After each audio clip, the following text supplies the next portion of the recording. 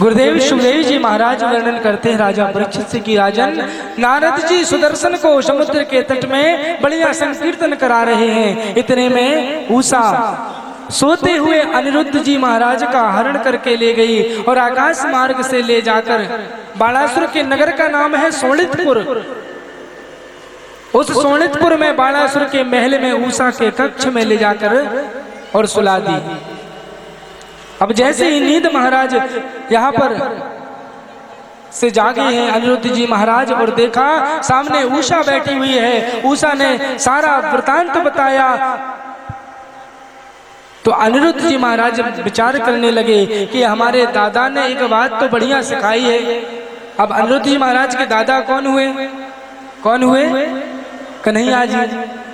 हमारे दादा ने एक बात तो बढ़िया सिखाई है क्या कि यदि कोई शरण में आ जाए तो उसका त्याग मत करना, क्योंकि भगवान की शरण में जो आया है प्रभु ने उसे स्वीकार किया है। तो अनिरुद्ध जी महाराज कह रहे हैं कि उषा तुमने ये बात बताई, तुम मेरी शरण में हो, तुम मुझे पति के रूप में प्राप्त करना चाहती हो, मैं तुम्हें स्वीकार करता हूँ। वहीं पर अनिरुद्ध जी ने उषा के साथ विवाह रचाया। इस प्रकार उषा का कितनी बार विवाह हो गया?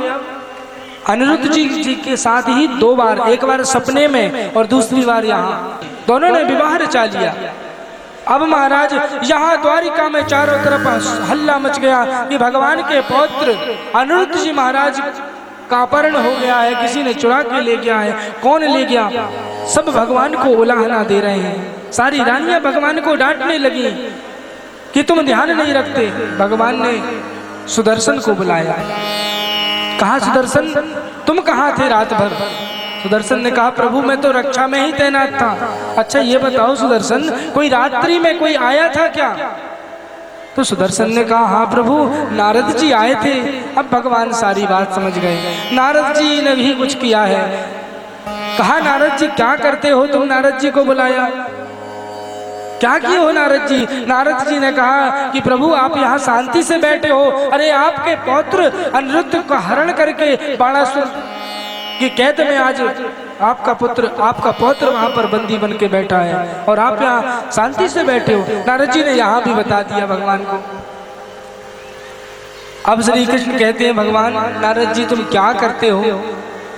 तो महाराज जैसे ही बाणासुर ने अपनी पुत्री उषा के कमरे से एक पराये पुरुष की आवाज को जब सुना तो दरवाजा खुलवाया और अनिरुद्ध जी महाराज को बंदी बना लिया।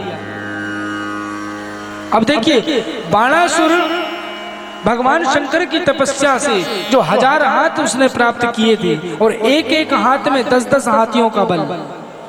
तो बाणासुर सारी पृथ्वी में घूमा कि कोई मुझसे युद्ध करे, लेकिन बाणासुर इतना बलशाली है महाराज कि कोई मुझसे युद्ध करने के लिए तैयार ही नहीं होता।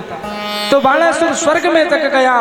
स्वर्ग में सारे देवता हाथ जोड़कर खड़े हो गए। कहा बाणासुर तुम स्वर्ग ले लो, लेकिन हम तुमसे युद्ध नहीं करेंगे, क्योंकि तुमसे युद्ध करेंगे तो जीतना तो है नहीं, क्योंकि वैसे ही तुम्हारे इतने सारे हाथ, इतना बल है और ऊपर से भगवान शंकर तुम्हारी हमेशा नित्य निरंतर तुम्हारी रक्षा करते हैं।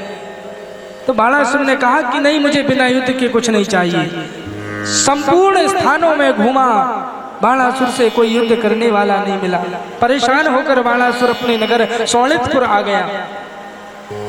अब बाणासुर ने एक दिन भगवान महादेव के सामने बैठा था, पूजा कर रहा था और प्रार्थना की कि हे भोलेनाथ मुझसे कोई युद्ध करने वाला, आपने इतना बल दिया है लेकिन कोई लड़ने वाला ही नहीं आता।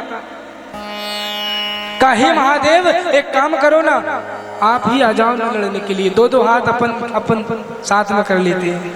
अब भोलेनाथ कहने लगे कि अरे बाणासुर मैं तुम्हें अपना बेटा मानता हूँ और पिता और पुत्र का युद्ध हो तो क्या ये शोभा देता है? मैं तुम्हें बेटा पुत्र मानता हूँ, अब पिता पुत्र कैसे लड़ सकते हैं? लेकिन हाँ भगवान शंकर ने कहा कि बाणासुर तुम्हारी ये मनोकामना जरूर पूरी होगी। भगवान महादेव ने आज बाणासुर को एक त्रिशूल दिया और एक झंडा, एक ध्वजा दी है और कहा इस ध्वजा को अपने महल के सर्वोच्च शिखर पर लगा देना। जिस दिन ये ध्वजा हवा के विपरीत दिशा में लहराने लगे और जिस दिन ये त्रिशूल जहां तुम अपने महल में स्थापित करोगे वहां से अगर ये अपने आप स्वतः दूसरे स्थान में हट कर लग जाए, समझ जाना उसी दिन तुमसे कोई युद्ध करने वाला आ रहा है। आज महाराज भगवान श्री कृष्ण सारी सेना को तैयार करते हैं। बलराम जी ने के निर्देशन में सारी सेना तैयार होती है। सात्विकी इत्यादि सब अब निकल पड़े युद्ध के लिए। कहाँ? शोणितपुर द्वारिका से। अब जब शोणितपुर पहुंचे तो यहाँ पर भगवान शंकर की पूजा कर रहा था बाणासुर। तभी बाणासुर ने क्या देखा कि ध्वजा, हवा जिस दिशा में चल रही है उसके विपरीत दिशा में ध्वजा फहराने लगी। त्रिशूल अपने स्थान से हटकर दूसरे स्थान में स्थापित हो गया। बाणासुर अति प्रसन्न हो गया कि चलो आज तो कोई मुझसे लड़ने आ रहा है, आज मेरी मनोकामना पूरी हो गई। और जैसे ही भगवान कृष्ण, बलराम जी और सारी सेना यदुवंशियों की जब पहुंची है शोणितपुर में महाराज, अब यहाँ बाणासुर भी युद्ध करने के लिए तैयार हो गया। भगवान ने पहले समझाने का प्रयास किया बाणासुर को कि देखो बाणासुर, हम युद्ध करने नहीं आए, तुमने हमारे पौत्र को बंदी बना के रखा है। एक काम करो, तुम अपनी बेटी के साथ अपनी बेटी के साथ ससम्मान मेरे पौत्र अनिरुद्ध को विदा कर दो, हम यहाँ से शांति से चले जाएंगे, हमें युद्ध विद्ध नहीं करना।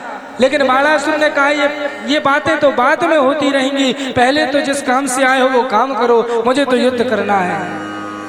अब महाराज बाणासुर युद्ध के लिए तत्पर है। भगवान कृष्ण ने जब, और बाणासुर का इतना भयंकर भीषण युद्ध हुआ है दोनों के मध्य में महाराज, 1000 हाथ। और जब देखा बाणासुर ने कि वो परास्त होने वाला है, परास्त होने वाला है, बाणासुर समझ गया, तो तत्काल बाणासुर ने महादेव को पुकार लगाई, हे भोलेनाथ, हे भोलेनाथ मेरी रक्षा करो, मुझे बचाओ। तो भगवान शंकर अपने भक्त की पुकार सुन करके और बाणासुर के पास आ जाते हैं।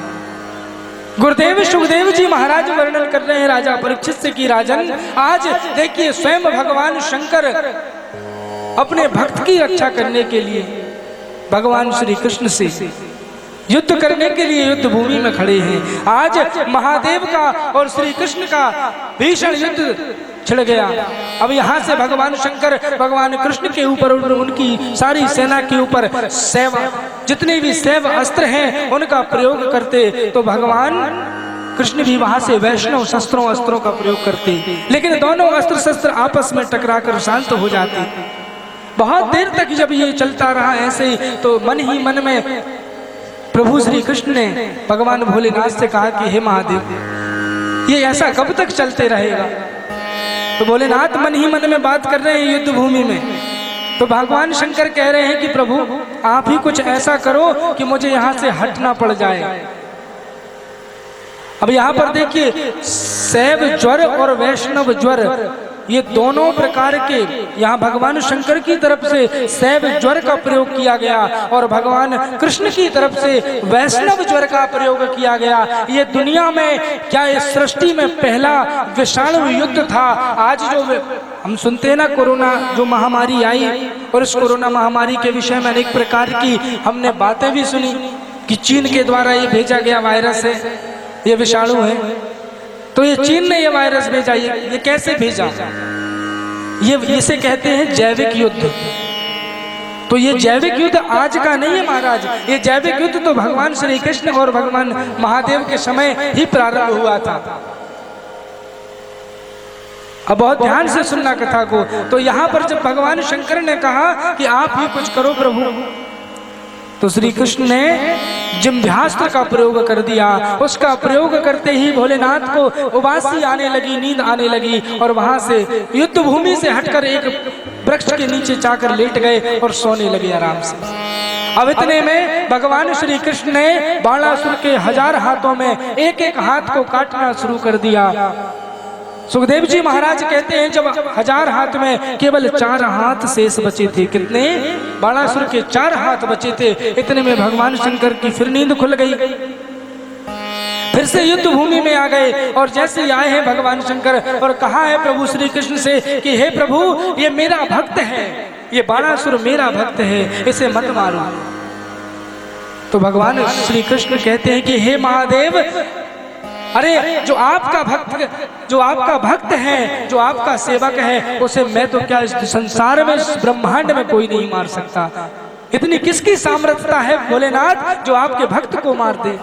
मैं उसे मारा नहीं हूँ, लोग मुझे, भगवान श्री कृष्ण कह रहे हैं कि लोग मुझे चतुर्भुजी नारायण कहते हैं कि मैं चतुर्भुजी नारायण हूँ। अरे मैंने बाणासुर के 1000 हाथों में कितने हाथ छोड़े हैं? 4 हाथ। आज मैंने अपने ही जैसा स्वरूप, मैं 4 भुजाधारी हूँ, बाणासुर को भी मैंने 4 भुजाधारी बना दिया। मैंने अपना स्वरूप उसे प्रदान कर दिया है महादेव। ये देखिए भगवान की भक्त वत्सलता कितनी महान है महाराज, कि भगवान अपने भक्तों की रक्षा के लिए स्वयं से ही युद्ध करने के लिए तैयार हो जाते हैं। यहाँ पर ससम्मान उषा को और अनिरुद्ध जी का महाराज का विवाह तीसरी बार संपन्न हुआ और संपन्न होने के बाद द्वारिका की ओर सब प्रस्थान करते हैं। तो सुखदेव जी महाराज कहते हैं राजा परीक्षित से कि राजन, ये उषा और अनिरुद्ध जी महाराज के इस विवाह की कथा को जो भी प्राणी श्रवण करता है, जो प्राणी इस कथा को सुनता है, उसे मौसमी होने वाले जितने भी ज्वर हैं वो किसी प्रकार का ज्वर नहीं होता। और यदि 3 दिन तक बिना नमक का अन्न खाए, बिना नमक का भोजन किए जो उषा और अनिरुद्ध के विवाह की इस पावन कथा को सुनता है, उसे वर्ष भर कभी बुखार नहीं आता, साल भर कभी बुखार नहीं आएगा जी, यदि उस उषा और अनिरुद्ध जी महाराज की इस कथा को यदि बिना नमक का भोजन के श्रवण करोगे। ऐसे हमारे धर्म ग्रंथों की महाराज, धर्म ग्रंथों की इतनी शक्ति है, ऐसी महिमा है, लेकिन ये सब हमारी आस्था पर टिकी हुई है, ये सब हमारी श्रद्धा पर टिकी हुई है। क्योंकि बिना आस्था और बिना श्रद्धा के कहीं से भी आप कुछ भी कर लें, कुछ मिलने वाला नहीं है। आस्था तो आप लोगों में है, आस्था नहीं होती तो आप अपने घरों से चलकर यहाँ पर नहीं बैठे होते। भगवान के प्रति, भागवत जी के प्रति आस्था है, लेकिन आस्था, मैंने बार बार कहता हूं, आस्था बलवती होनी चाहिए।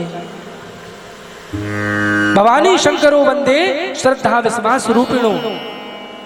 ये भवानी और ये शंकर जो श्रद्धा और विश्वास के रूप हैं, यही श्रद्धा, यही शिव और यही शक्ति का रूप हमें अपने अंदर प्रकट करना है, तभी यह कथा हमारे जीवन में प्रवेश करेगी और तभी हमारा जीवन सार्थक होगा। यह मनुष्य जो तन मिला है, इस नर्तन, ये जीवन सार्थक हो जाएगा।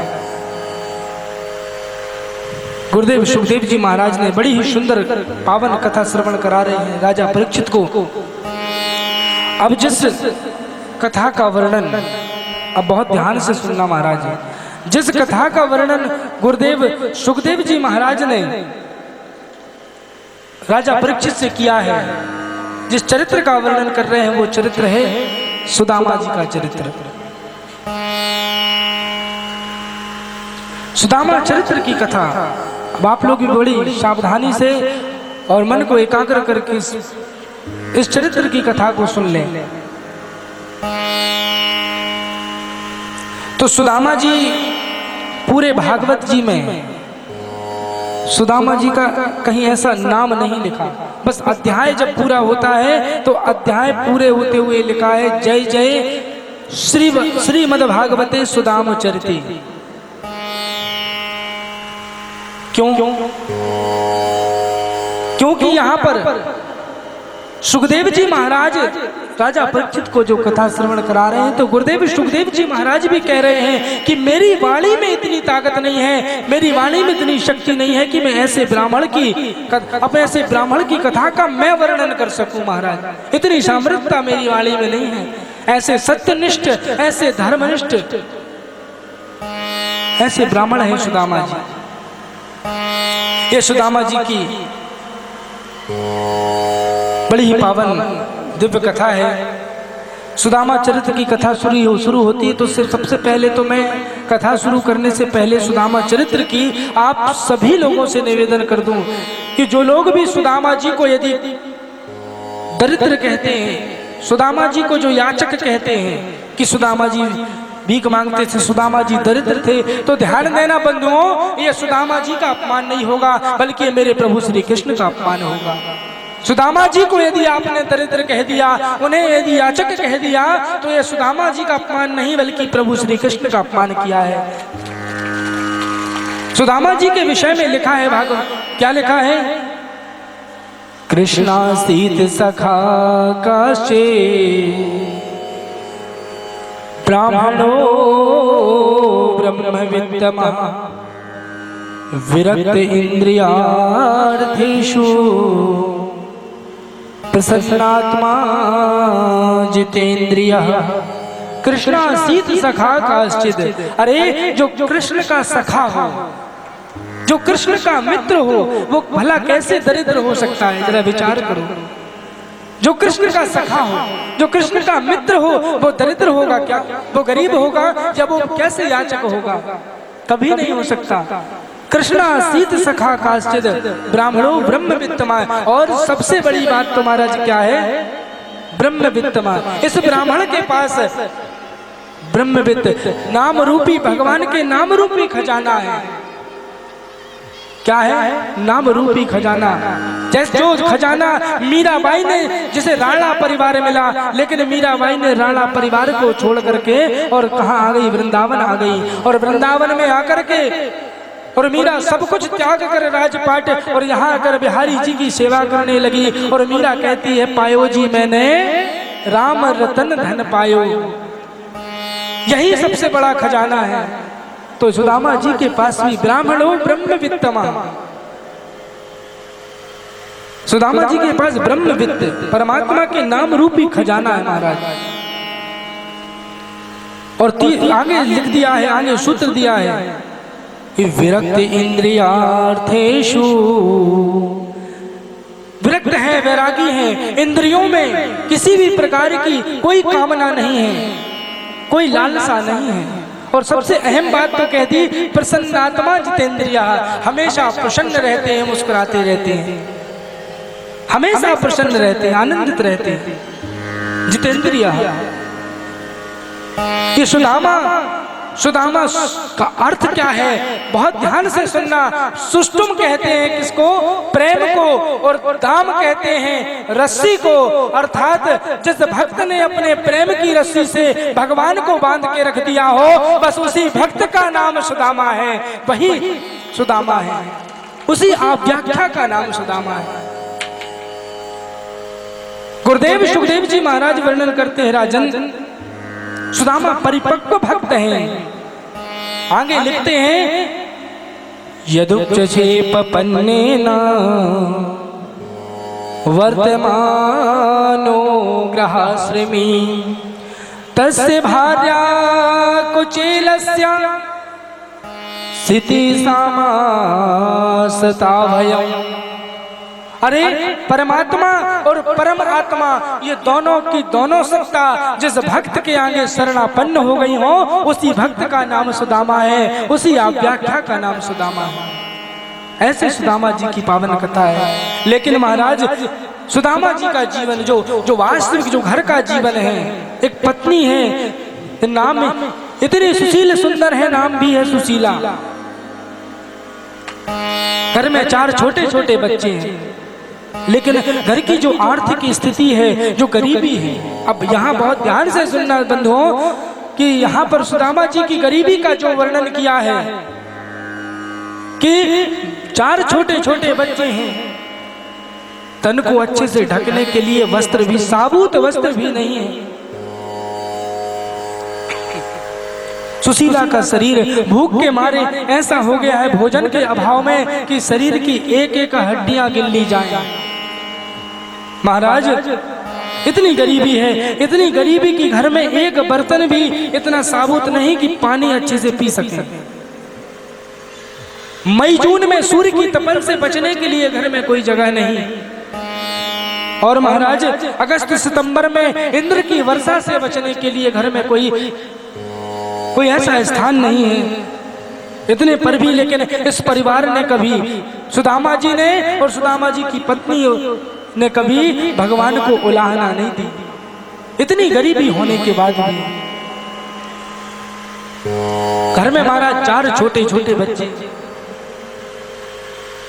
लेकिन सुदामा जी भगवान की एक कुटिया में एक मूर्ति सजा के रखे, बस उनका भजन करते रहते हैं। 4 छोटे छोटे बच्चे हैं। जब भूख लगती है तो माँ के पास आकर खड़े हो जाते हैं और माँ के साड़ी का जो पल्लू है उसको पकड़कर मुख में लेकर और उसे चबाने लगते हैं। इतनी भूख से पीड़ा हो रही है उन बच्चों को कि माँ के साड़ी के पल्लू को ही चबा रहे हैं। अत्यधिक जब ठंड पड़ती है तो जो हवन की जो राख होती है, जो भस्म होती है, उसे ही सुशीला अपने बच्चों के बदन पर लगा देती है। आज 4 दिन हो गए महाराज, एक निवाला पेट के अंदर नहीं गया है। ध्यान देना, सुदामा जैसी गरीबी ना सुदामा जी के जीवन के पहले कभी किसी को आई थी और ना सुदामा के जीवन के बाद किसी को आने वाली है। मेरे बंधुओं, मेरी माताओं, यदि कभी जीवन में ऐसी कभी स्थिति निर्मित हो जाए, कभी गरीबी जैसे जीवन देखना पड़ जाए, तो एक बार सुदामा के चरित्र को जरूर याद कर लेना।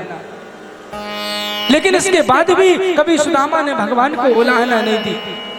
प्रसन्न आत्मा जितेंद्रिय, प्रसन्न रहते हैं। 4 दिन से बच्चों ने भोजन नहीं किया, 4 दिन से भोजन नहीं किया।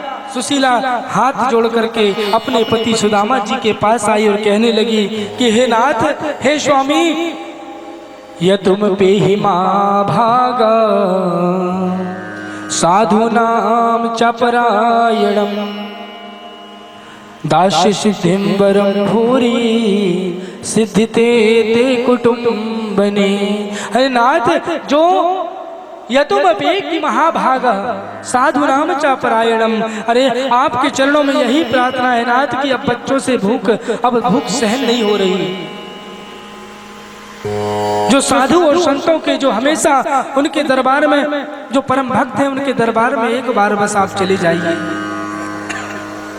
यहाँ सुशीला हाथ जोड़कर कह रही है कि एक बार बस चले जाओ नाथ आप। गुरुदेव सुखदेव जी महाराज ने वर्णन किया है कि सुशीला के इन शब्दों को जब जैसे ही सुदामा जी ने सुना है तो सुदामा जी कहने लगे कि सुशीले, तू मुझे कह रही है कि मैं वहां चले जाऊं?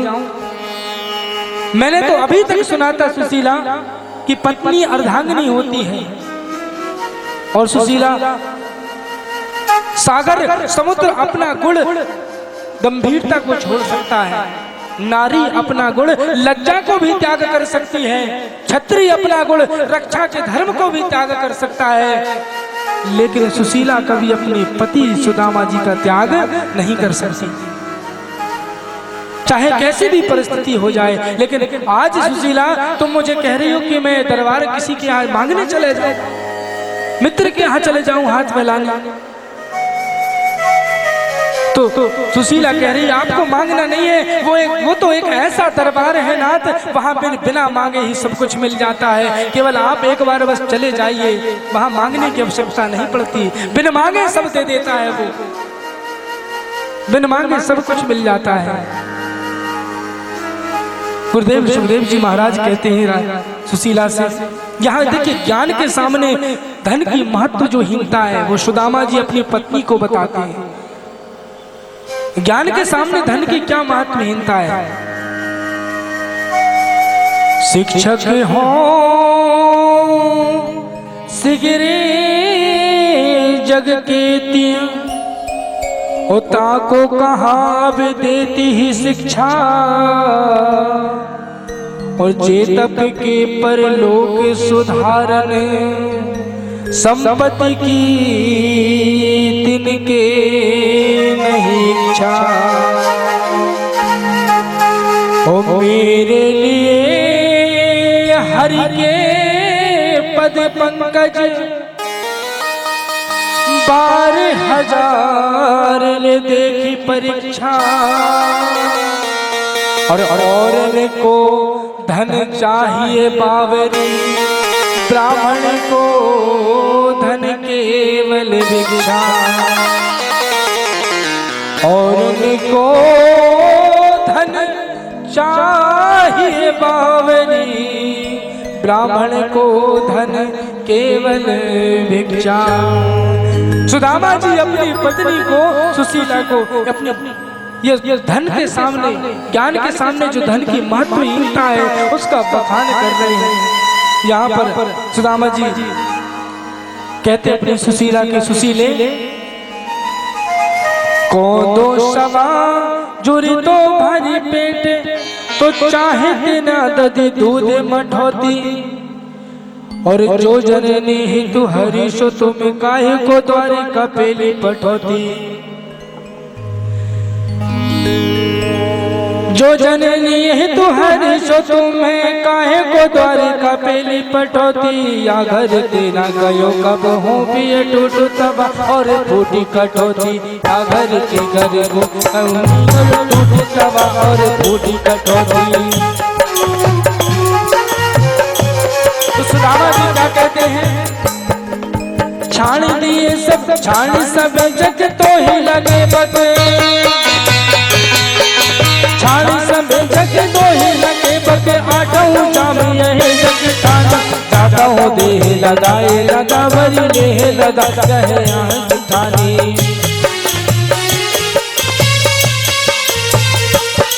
अरे पाँव कहाँ से अटारी अटा, पाँव कहाँ से अटारी अटा जिनको विधि दी है जेबे गिद्र लगा ललाटा तो काहू पे मैठी जाए अयानी। जेबे गिद्र को ललाटा काहू पे मैठी न जाए अयानी। सुदामा जी ने जब धन की महत्वहीनता जब सुनाई है महाराज और सुदामा जी, लेकिन सुशीला के आगे झुकना पड़ गया सुदामा जी को। सुदामा जी कहने लगे अपनी पत्नी सुशीला से कि सुशीले ठीक है मैं तुम्हारे कहने पर जा तो रहा हूँ, लेकिन सुशीला मैंने सुना हूँ और मैंने संतों के मुख से शास्त्रों की बात बता रहा हूँ। मैंने क्या सुना हूँ और पढ़ा हूँ कि कभी भी ध्यान से सुनना, मित्र के यहाँ गुरु के यहाँ और भगवान की कथा में कभी खाली हाथ नहीं जाना चाहिए। कि सुदामा जी कह रहे हैं कि सुशीले मित्र के यहाँ गुरु के यहाँ और भगवान की जहाँ कथा हो रही हो वहाँ खाली हाथ नहीं जाना चाहिए। आज मैं अपने सखा, आज मैं अपने मित्र के यहाँ जा रहा हूँ, मैं खाली हाथ कैसे चला जाऊँ और घर में कुछ है भी नहीं कि मैं क्या भेंट लेकर जाऊंगा। तो सुशीला शीघ्र वहां से अपने घर से निकली और 4 घर में गई। कितने घर में? 4 घरों में गई सुशीला और 4 घरों से जाकर 4 अलग अलग घरों में जाकर 4 मुट्ठी चावल लेकर आई है। कितने मुट्ठी लेकर आई है? 4 मुट्ठी। या चित्ता चतुर्मुष्टिन विप्रान पृथक तंडुला और चीले खंडे तान बद्धा भरती प्रदायकम। पृथक तंडुलाम, यहाँ पृथक शब्द आया है, अर्थात 4 घरों से 4 अलग अलग। तो क्या महाराज सुशीला एक ही घर से 4 मुट्ठी चावल नहीं ला सकती थी? क्या ला सकती थी, एक ही घर से 4 मुट्ठी चावल ला सकती थी। लेकिन सुशीला चतुर है, समझदार है। सुशीला जानती है कि मेरे पति जा तो रहे हैं अपने मित्र के यहाँ, लेकिन कुछ भी हो जाए हाथ नहीं फैलाएंगे और मांगेंगे नहीं। इसलिए सुशीला ने क्या किया, 4 अलग अलग प्रकार के चावल 4 अलग अलग घरों से मांग कर लाई है कि मेरे जिनके यहाँ जा रहे हैं प्रभु को कुछ बताने और कुछ जरूरत ही नहीं पड़ेगी। वो स्वयं समझ जाएंगे कि कितनी आवश्यकता है, कितनी जरूरत है और कितनी गरीबी है। सुशीला की चतुरता है महाराज। पृथक तंडुलाम, 4 अलग अलग घरों से सुशीला ने मांग के लेके आई और एक फटे से एक दुपट्टे में ऐसा बांधी पोटली बनाकर और सुशीला ने सुदामा जी को दी कि यही अपने मित्र को, अपने सखा को या भेंट कर देना। अब महाराज चले हैं सुदामा जी, पत्नी से विदा मांगी और चले हैं द्वारका की ओर। सुशीला द्वार पर खड़ी है और ध्यान से सुनना, सुदामा जी को द्वारका तक जाने में और द्वारका से वापस आने में 3 महीने का समय लगा। कितना समय लगा? 3 माह का समय लगा। और ये 3 महीने तक सुशीला उसी द्वार पर ज्यों के त्यों खड़ी रही। सुशीला ने ना अन्न का एक दाना खाना खाया और ना जल की एक बूंद पी। ये महाराज ये एक नारी का पातिव्रत धर्म है। इस भारत में तो ऐसी ऐसी नारियां हुई हैं कि 3 महीने तो क्या महाराज 14 साल जिन्होंने ये सब का त्याग करके पातिव्रत धर्म की शक्ति दिखाई है। कौन 14 वर्ष कौन ने किया है ऐसा? तब उर्मिला कहो तो 5 मिनट 7 मिनट उर्मिला का प्रसंग सुना दे। कौन कौन सुनना चाहता है? ये तो कथा हम फिर आगे बढ़े। श्रवण कौन कौन सुनना करना चाहता है? तो महाराज ये बात उस समय की सुन लीजिए थोड़ा सा 5 मिनट।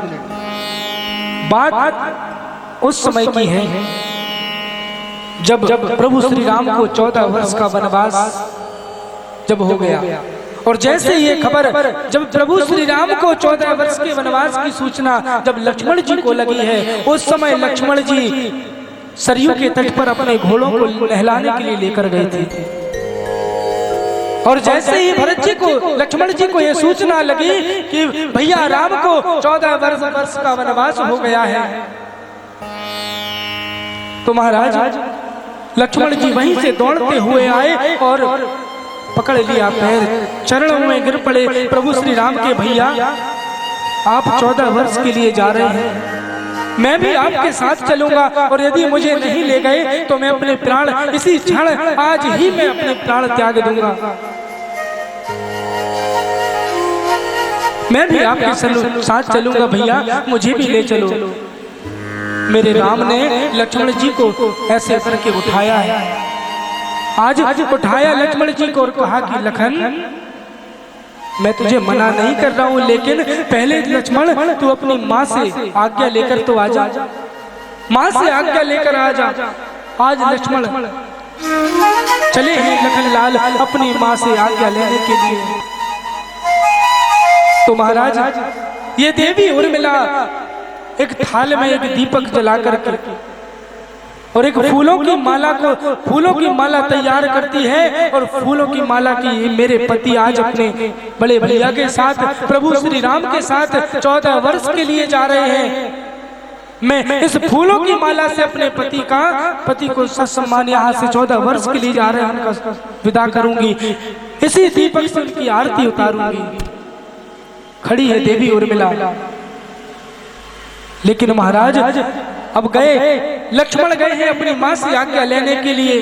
अब ये लक्ष्मण और सुमित्रा का संवाद तो बहुत लंबा है, लेकिन आज्ञा लेकर के जब वापस लौटे हैं माँ से और जैसे लौटे तो ये देवी वहीं खड़ी है। लेकिन लक्ष्मण ने बगल से निकल गए उर्मिला के, लक्ष्मण ना वहां रुके उर्मिला के पास और ना पलट कर देखा। धन्य है ऐसे वीर लक्ष्मण। तो आसपास की खड़ी देवियों ने कहने लगी कि अरे भगवान सबको सब कुछ देना, लेकिन उर्मिला के जैसा सुहाग किसी को नहीं देना। अरे महाराज आज तो पति जब सुबह घर से निकलता है तो 10 बार पत्नी को बताकर जाता है कि शाम तक मैं वापस आ जाऊंगा, इतने बजे आई जाऊंगा, और नहीं आ पाया रात तक तो सुबह बाद से मैं दूसरे दिन तेरा ही दर्शन करूंगा। लेकिन ये वीर लक्ष्मण आज 14 वर्ष के लिए जा रहे हैं और एक बार भी पलटकर अपनी पत्नी की तरफ नहीं देखा, सीधे निकल गए। उर्मिला कह रही हैं उन स्त्रियों से जो हंसी उड़ा रही थी कि अरे पति मेरा जा रहा है तो तुम्हारे पेट में क्यों दर्द हो रहा है? आज मेरा पति 14 वर्ष के लिए मेरे पति जा रहा है। ये उर्मिला के शब्द है महाराज, बहुत ध्यान से सुनना। उर्मिला कहती है कि जो प्राणी जो व्यक्ति अपने परिवार को, अपनी पत्नी को, अपने बच्चों को बार बार पलट कर देखता है, वो प्राणी ना तो इस राष्ट्र की सेवा कर सकता है ना समाज की सेवा कर सकता है कभी। ये उर्मिला के शब्द हैं। आज 14 वर्ष के लिए लक्ष्मण जी वनवास को चल दिए हैं भैया, लेकिन आज उर्मिला ने यह संकल्प लिया है, अगर है मेरे पातिव्रत धर्म में ताकत तो मैं आज कसम खाती हूँ अपने मांग के सिंदूर की कि मैं 14 वर्ष तक ना अन्न खाऊंगी ना जल ग्रहण करूंगी। है मेरे पाती पातिव्रत धर्म में ताकत तो 14 वर्ष तक ये दीपक ऐसे ही जलता रहेगा, इसमें एक बूंद भी ना घी की डालूंगी ना तेल की। जब 14 वर्ष बाद जब मेरे पति वापस आएंगे तो इसी दीपक से मैं उनकी आरती उतारूंगी और उनका स्वागत करूंगी। है मेरे पातिव्रत धर्म में ताकत तो इसी माला को पहनाकर मैं अपने पति का स्वागत करूंगी। ये माला ऐसी हरी भरी बनी रहेगी। ये आज उर्मिला ने, मैं कसम खाती हूँ, सौगंध खाती हूँ, इस रघुवंश की सौगंध खाती हूँ अपने मांग के सिंदूर की, अगर मेरे पातिव्रत धर्म में ताकत है तो ये मेरा संकल्प पूरा कर देना। और महाराज देखिए हुआ भी यही। ये भारत की देवियों की, ये नारी की पातिव्रत धर्म की ताकत है। जब जब लक्ष्मण को शक्ति लगी है, मेघनाथ ने जब बाण मारा, सैया पर पड़े हैं। हनुमान जी संजीवनी बूटी लेने के लिए गए और वापस जब बूटी लेकर लौट रहे थे, भरत जी ने बाण जब मारा हनुमान जी को और श्री राम जय श्री राम कहते हुए भरत जी नीचे धरा पर गिर गए, समाधि लग गई। जैसे श्री राम का नाम सुने भरत जी कहने लगे, हे कपी तुम कौन हो, तुमने श्री राम का नाम लिया है, अपने नेत्र खोलो और अपना परिचय दो, कौन हो तुम और किस प्रयोजन से तुम जा रहे हो। यहाँ पर महाराज हनुमान जी ने कहा, हनुमान जी ने अपने दोनों नेत्र खोल लिए। जब भरत जी ने कहा कि तुम्हें प्रभु श्री राम की सौगंध है, अपने नेत्र खोलो कभी। हनुमान जी दोनों नेत्र खोल लिए और सारी बात बताई कि लक्ष्मण जी को शक्ति लगी है, लक्ष्मण को शक्ति लगी है। ऐसा सुनते ही भरत जी इतनी जोर से रोए, इतनी जोर से करुण क्रंदन किया है भरत जी ने महाराज कि पूरा वातावरण उस करुण क्रंदन से गुंजायमान हो गया और पूरे चारों तरफ वहां पर पूरा नंदी ग्राम में पूरा अवध इकट्ठा हो गया। तीनों रानियां, माँ कौशल्या, कैकेयी, सुमित्रा सब इकट्ठी हो गई।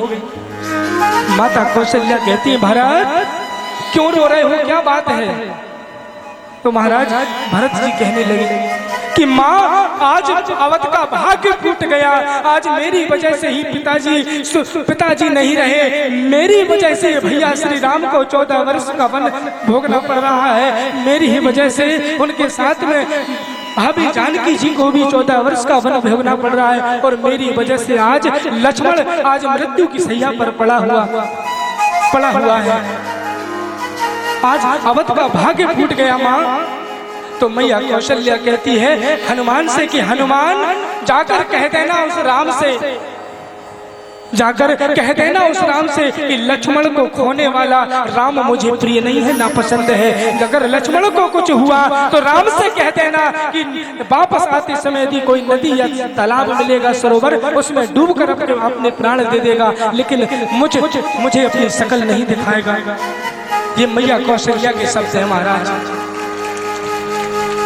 लेकिन पीछे से कौन आई, माँ सुमित्रा आती है। सुमित्रा आती है और सुमित्रा मैया कहती है कि हनुमान, बड़ी माँ कौशल्या ने जो शब्द कहे हैं वो जाकर राम से कभी मत कहना, बल्कि राम से कहना हनुमान कि अभी एक और बेटा मेरा जीवित है, अगर लक्ष्मण को कुछ हो भी गया तो मैं पीछे से शत्रुघ्न को भेज रही हूँ और शत्रुघ्न को भेज रही, युद्ध करके रावण आदि राक्षसों को हरा करके मार करके मेरी बेटी जानकी को लेकर के आएंगे, मैं उनका स्वागत करूंगी, मैं राम का स्वागत करूंगी। लेकिन हनुमान एक बात बता कि लक्ष्मण को शक्ति सीने में लगी है कि पीठ पर लगी है। तो हनुमान जी कहते हैं कि माँ सीने में लगी है, क्यों? यदि पीठ में लगी होती तो बेटे, यदि पीठ में शक्ति लगी होती तो मैं यह समझती कायर था, रणभूमि छोड़कर भाग रहा होगा, इसलिए कायरों की पीठ के पीछे वार होते हैं महाराज। युद्ध भूमि छोड़कर भाग रहे हैं, पीठ पीछे वार कर दिया, लेकिन युद्ध करते करते यदि मेरे लक्ष्मण को यदि प्राण भी गंवाने पड़ गए, सीने में शक्ति लगी है, युद्ध करते करते यदि प्राण गंवाने पड़ गए तो मुझे कोई दुख नहीं है, अभी मेरा एक और बेटा जीवित है, मैं उसे भेज रही हूँ शत्रुघ्न। ये माँ सुमित्रा ने कही। माँ कौशल्या पहुंची महल में और जाकर कहाँ गई, सारा अवध इकट्ठा है, सभी लोग एकत्रित हो गए हैं, बस एक देवी ने है जो वहां पर नहीं आई है। कौन? उर्मिला। मैया कौशल्या पहुंची, कहा बेटी उर्मिला एक बार जाकर हनुमान से मिल ले बेटी, तेरे पति के प्राण संकट में है, तेरा सुहाग संकट में है बेटी, एक बार हनुमान से जाकर मिल ले। मुस्कुराते हुए कहती है माँ, उर्मिला मुस्कुराते हुए कहती है माँ कैसी बातें कर रही हो माँ, ये देख रही हो माँ ये दीपक ऐसे ही 14 वर्ष पूरे होने में कुछ ही समय बाकी है। ये माँ, इस दीपक में ना मैंने अभी तक एक बूंद तेल की डाली है, ना एक बूंद घी की। ये ऐसे ही अनवरत चल रहा है माँ। ये माला देखो, ये ऐसे ही हरी भरी बनी हुई है, ये अभी तक कमलाई नहीं है। मेरे पति आएंगे, मैं इसी माला को पहनाकर उनका स्वागत करूंगी। ये उर्मिला कहती है, और माँ तुम कह रही हो मेरे पति के प्राण संकट में है। अरे माँ, जिस प्राणी का मस्तक ही प्रभु भगवान की गोद में रखा हुआ हो, उसे मृत्यु कैसे आ सकती है? वो कैसे उसके प्राण संकट में हो सकते हैं माँ? धन्य है उर्मिला, और धन्य है ऐसी नारियों के पातिव्रत धर्म की ताकत। और हुआ भी यही, वापस जब प्रभु श्री राम लंका पर विजय प्राप्त करके जब माँ सीता को लेकर जब वापस लौटे हैं अयोध्या में, तो ये देवी उर्मिला ने उसी माला से अपने पति लक्ष्मण जी का स्वागत की, उसी दीपक से आरती उतारी। तो माताओं, आपके पातिव्रत धर्म में इतनी ताकत है, आपके पातिव्रत धर्म में इतनी शक्ति है कि वो परमात्मा को भी विवश कर देती है। सारी शक्तियां उसके सामने फीकी पड़ जाती हैं, छोटी पड़ जाती हैं। यहाँ चले हैं सुदामा, आइए वापस उसी प्रसंग में हम चलते हैं। सुदामा जी द्वारिका की ओर प्रस्थान करते हैं। सुदामा जी जब द्वारिका की नगरी में पहुंचे तो गुरुदेव सुखदेव जी महाराज कहते हैं कि अनेक कांटे और ऐसे कटीले, ऐसे पथरीले रास्तों से होकर सुदामा जी के पैरों में चरण पादुकाएं भी नहीं है, नंगे पैर चले जा रहे हैं द्वारिका की तरफ। एक पोटली में भुने हुए चावल का उपहार लेकर के और श्री कृष्ण से मिलने के लिए जब द्वारिका पहुंचे, और श्री कृष्ण के महल के चौकीदार जो था, जो द्वारपाल थे, वो फटे हाल सुदामा के बारे जब पहुंच गए तो वहां पर जाकर क्या कहता है वो पहरेदार भगवान श्री कृष्ण से, किसी से पगा न झगा तन में, शीश पंगा न झगा तन में, प्रभु जाने को अही बसी किसी ग्रामा, धोती खटी सी लटी दुपटी, अरु पाए वो पानहु को नहीं जामा, धोती खटी सी लटी दुपटी, अरु जाए वो पानहु की नहीं जामा।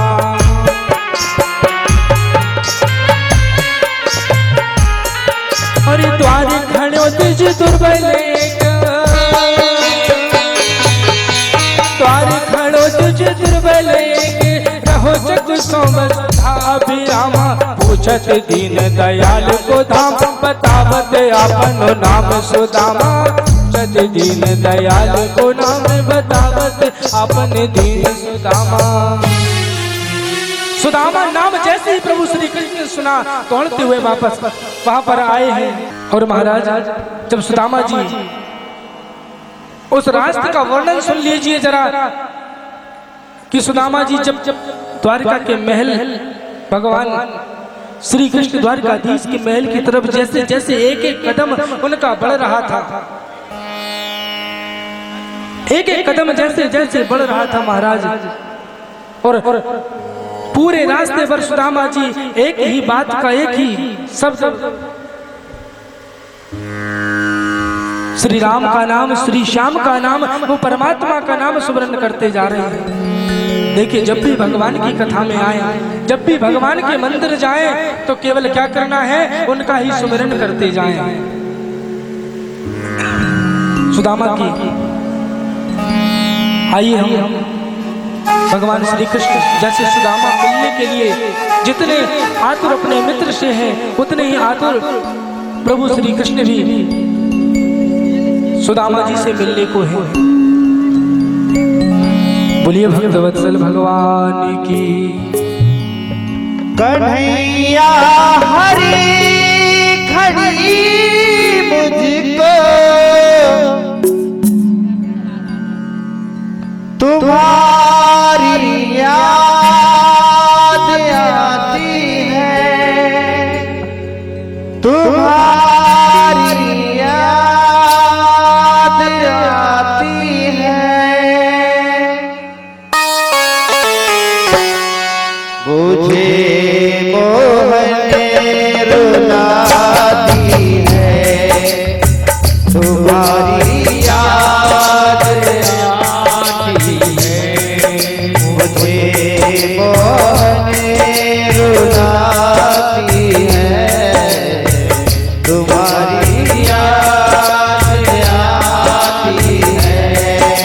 कन्हैया हरी खड़ी मुझको तुम्हारी याद आती है, तुम्हारी याद आती है,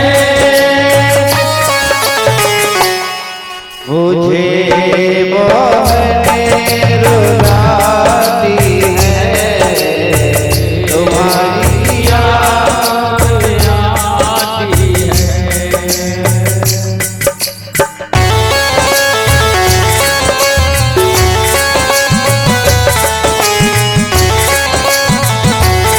वृंदावन में हरिलाल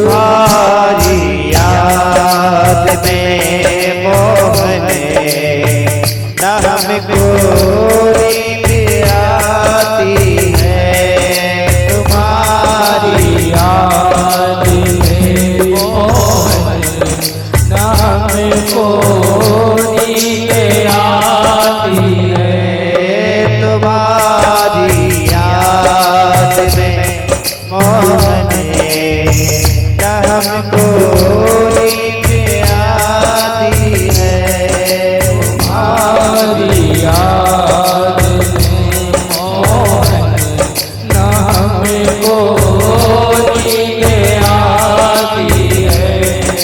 चले आओ मेरे मोहन, लगन अब तह न पाई है, लगन अब तह न पाई है, कन्हैया की मैं हूँ जो बने, तुम्हारी याद आती है, तुम्हारी याद आती है,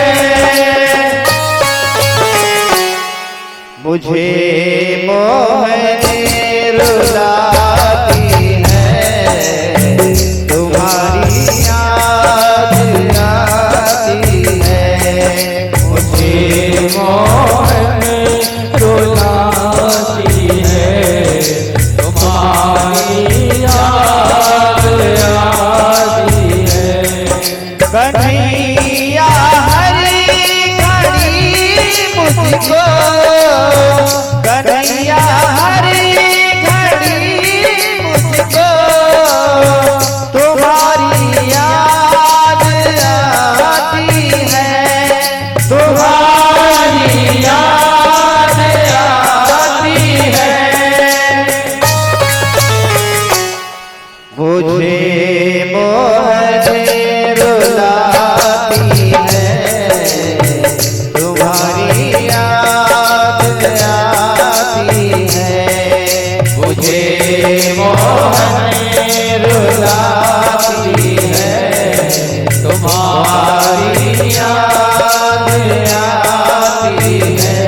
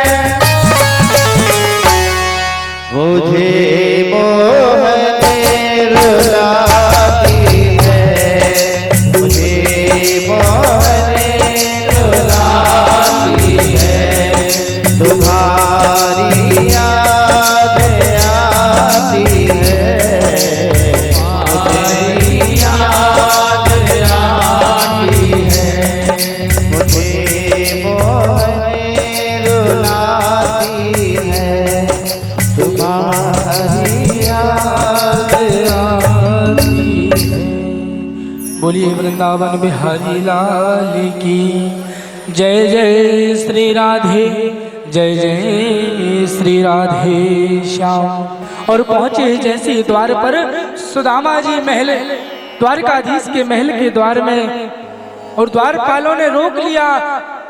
ऐसे फटे हाल वस्त्र और नंगे पांव को देखकर ये कौन महल में, द्वारका के धीश के महल में अंदर प्रवेश कौन कर रहा है। अपना नाम जैसे ही सुदामा बताया, द्वारपाल अंदर गए और जाकर के मेरे प्रभु से जैसे ही बताया है, परिचय दिया है कि कोई सुदामा नाम का कोई आया है मिलने के लिए। अब देखिए भगवान श्री कृष्ण ने जैसे ये नाम सुना है, प्रभु श्री कृष्ण के उस अभी हम भक्त वत्सलता भगवान की देख रहे थे कि भगवान कितने भक्त वत्सल हैं। भगवान ने जो मित्रता की जो परिभाषा बतलाई, उस मित्रता की परिभाषा का हम दर्शन करेंगे।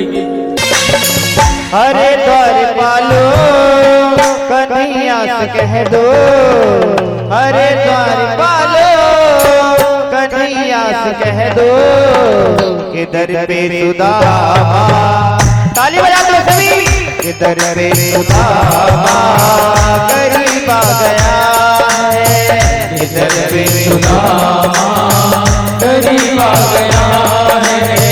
हरे द्वारपालो कन्हैया से कह दो, हरे द्वारपालो कन्हैया से कह दो कि दर पे सुदामा करीब आ गया है, कि दर पे सुदामा करीब आ गया है। भटकते भटकते न जाने कहाँ से, भटकते भटकते न जाने कहाँ से, तुम्हारे में मैं करीब आ गया है, तुम्हारे में करीब आ गया है। हरे द्वारपालो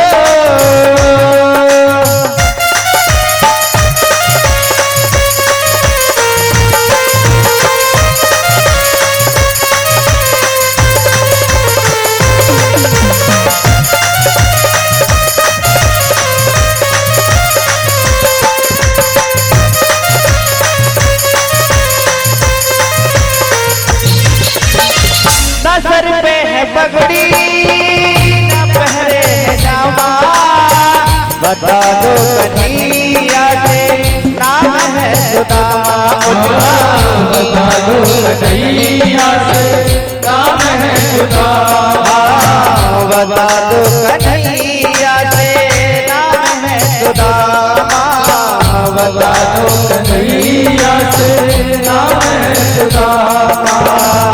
न सर पे है पगड़ी न पहरे है जामा, बता दो कन्हैया से नाम है सुदामा। हो न सर पे है पगड़ी न पहरे है जामा, बता दो कन्हैया से नाम है सुदामा। बता दो कन्हैया से नाम है सुदामा।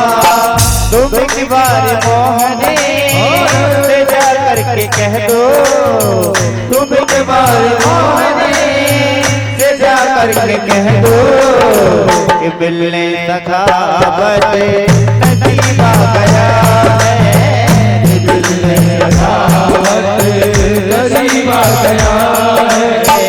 अरे द्वार पालो कन्हैया कह दो, अरे द्वार पालो कन्हैया कह दो, इधर पे सुदामा करीबा गया है, इधर पे सुदामा करीबा गया है।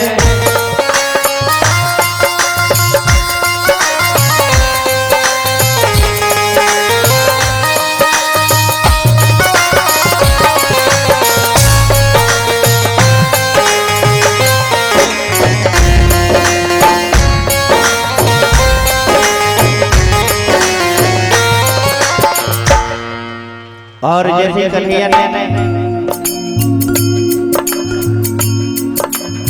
और जैसे ही कन्हैया जी सुदामा का नाम सुने, कन्हैया जी सुदामा जी का नाम द्वारपालों के मुख से जैसे सुना है, ऐसे बेहाल विवाहिन सोबग ओ कंटक जाल लगे पुनि जोए, और हाय महादुख पायो सखा तुम आए इतना कितने दिन खोए, और देख सुदामा की दीन दशा, देख सुदामा की दीन दशा, करुणा करके करुणा निधि रोए, और पानी परात को हाथ छुयो नहीं, नैनन के जल सो पग धोए, पानी परात को हाथ छुयो नहीं, नैनन के जल सो पग धोए। सुनते ही दौड़े चले आए मोहने, सुनते ही दौड़े चले आए मोहने, लगाया गले से सुदामा को मोहन, हाँ लगाया गले से सुदामा को मोहन।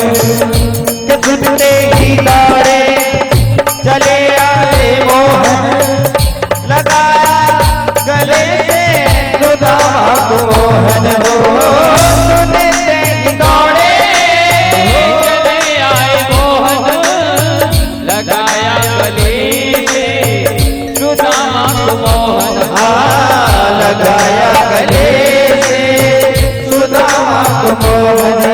और न घबराओ प्यारे जरा तुम सुदामा, न घबराओ प्यारे जरा तुम सुदामा, खुशी का समा बस करीब आ गया है, खुशी का समा करीब आ गया है, खुशी का समा बस करीब आ गया है, खुशी का समा करीब आ गया है। ताली बजाते हुए बाबे हरि लाल की